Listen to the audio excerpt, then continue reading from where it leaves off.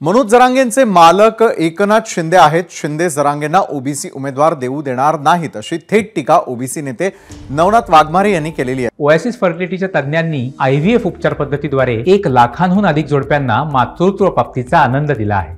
मोफत appointment book करण्यासाठी आजच संपर्क साधा। तसंच पंकजा मुंडे यांनी मुख्यमंत्री होऊ शकतात, त्या गोपीनाथ मुंडे यांच्या लेक आहेत आणि त्या प्रतिनिधित्व करू शकतात असंही वाघमारे म्हणाले।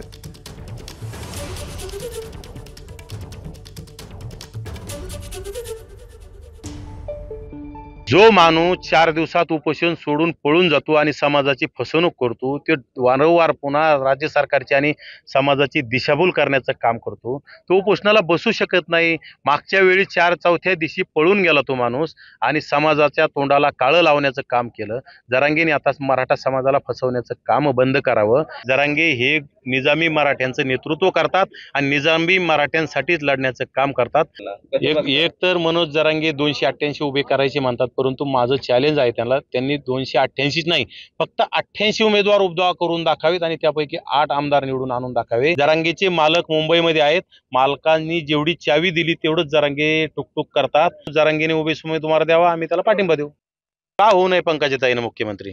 पंकजाताई का या राज्याचा कारभार सांभाळू शकणार नाहीत का? सुशिक्षित आहेत आणि लोकनेतेचा वारसा आहे, संघर्षाचा वारसा आहे। गोपीनाथरावजी मुंडे साहेबांची लेख आहे, नक्कीच या राज्याचं प्रतिनिधित्व ते एक जबाबदारीने करतील आणि सर्व ओबीसीच नाही मराठ्यांना सुद्धा त्या न्याय देतील। त्यामुळे पंकजाताई सारख्या नेत्यांनी मुख्यमंत्री का होऊ नये? झालं पाहिजे आणि त्या नक्कीच होतील आणि झाल्या पाहिजेत, यासाठी आम्ही पूर्ण ताकदीनं काम करू। एबीपी माझा, उघडा डोळे बघा नीट।